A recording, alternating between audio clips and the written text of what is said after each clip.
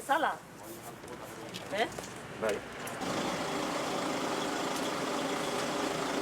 Foru Aldundiak zerga bilketan politika desegokia darabil eta hidrokarburoen zergaren bidez urtean uste dugu gure kalkuluen arabera 200 milioi euro gutxiago biltzen dituela eta orain nahi du deskargan bidesaria jarriz papurrak bildu.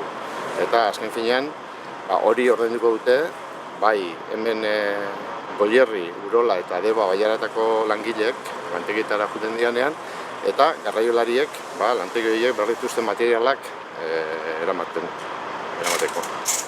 Hori batetik, bestalde, koronavirusak eragin duen krisi garai honetan, beste sektore eta arlo batzui laguntzen zaien bitartean, garraiolariei beste gastu bat gehitu zaie.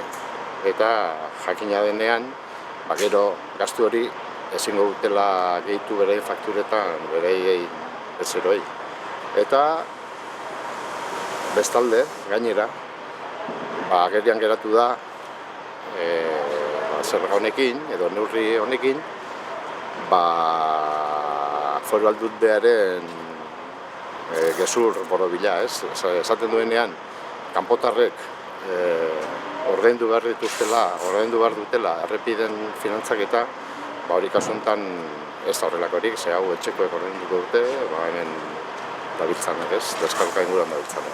Vamos a circular por el carril derecho, a 40-50 kilómetros por hora, más o menos 40 o así. Le vais a seguir todos a este escalera. Que a nadie se le ocurra meterse al carril izquierdo para nada.